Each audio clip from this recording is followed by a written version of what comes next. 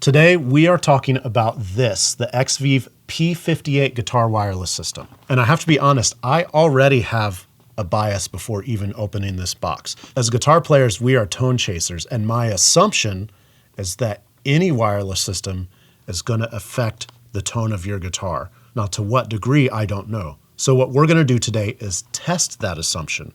I'm actually going to run this through a spectrum analyzer and find out exactly what it's going to do to your guitar tone, if it is useful, and in what situations it's useful.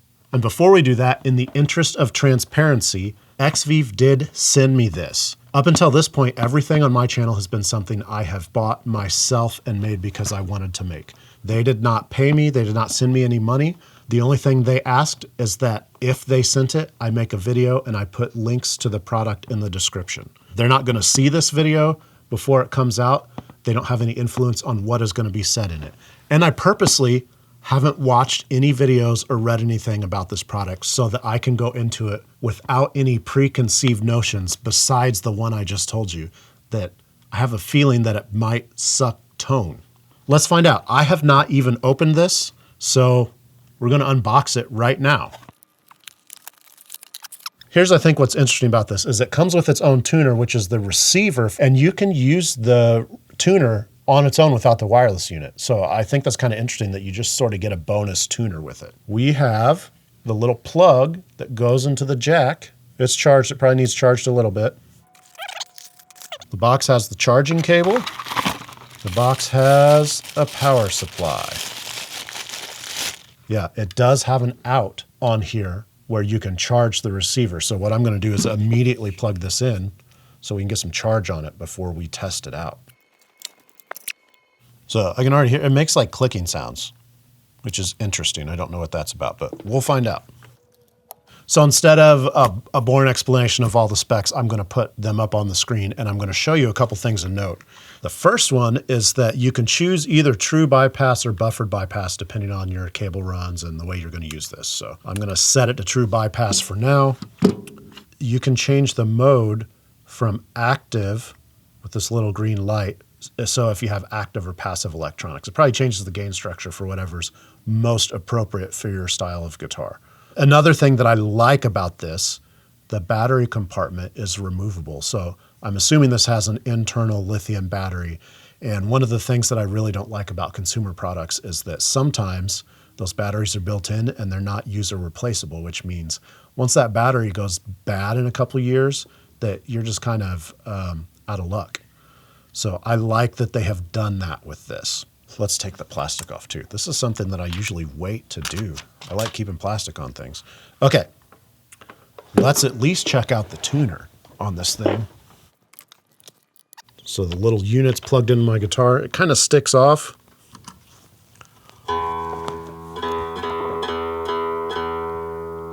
Now, I will say the display on the tuner is really nice. Really nice and bright. The tuner does seem pretty quick and accurate.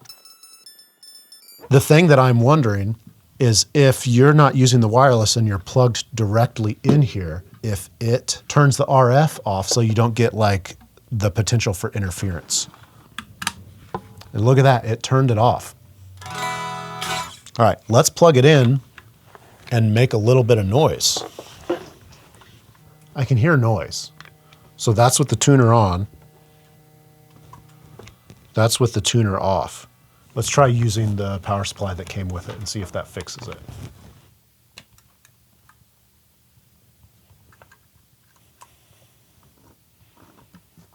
Okay, the noise is gone, so there's something in my pedal board power supply that it doesn't like.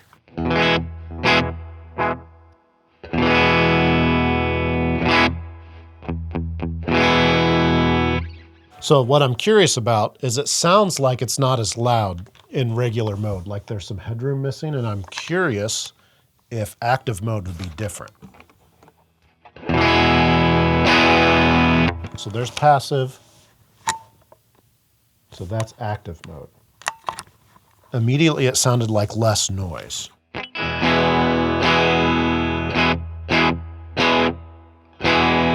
Less noise, but there's less gain. So active mode, all it did was turn down the gain.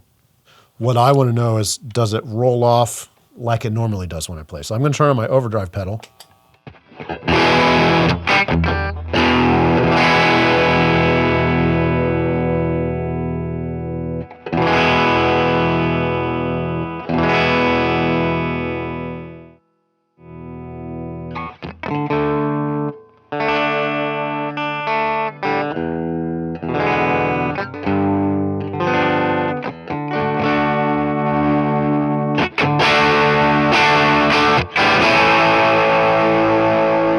It seems like it does.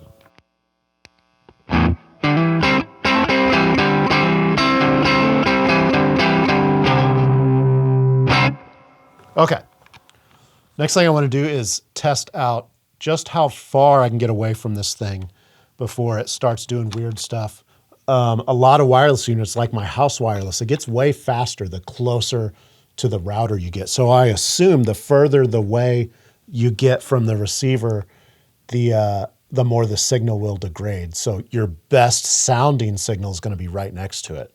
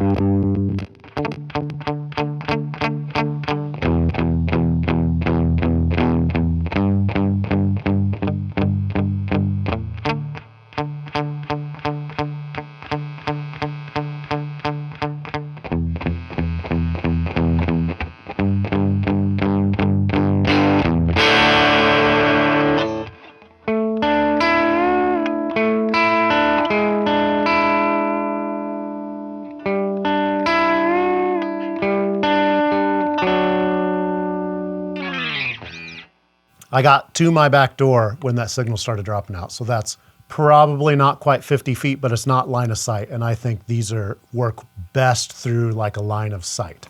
Let's get to the real test. And that is, let's run this thing through a spectrum analyzer and see what it's doing to the tone.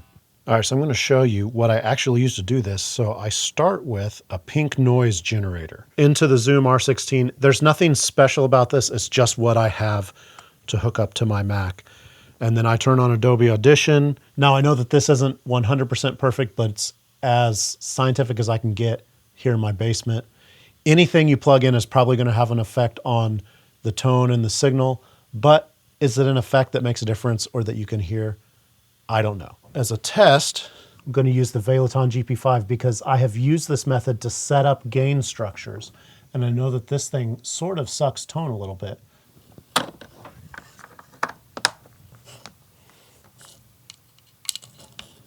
This is just running through the analog bypass mode. Once I switch it on, I don't see a huge difference.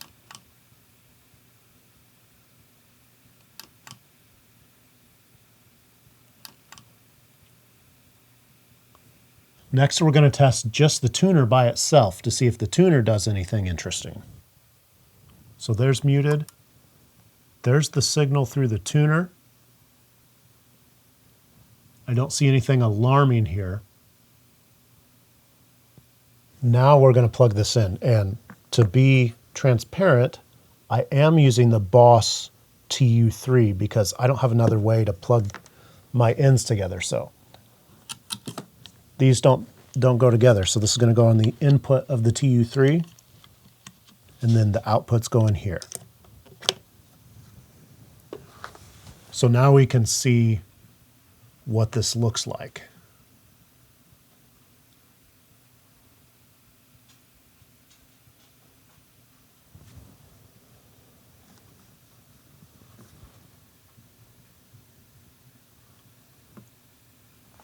And let's make a quick change.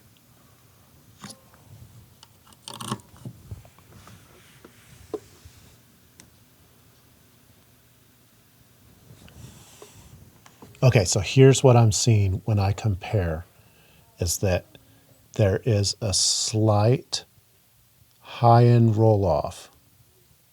So I can see a few dB difference on the high end. Whether that makes a difference in the room or with you playing, I don't know.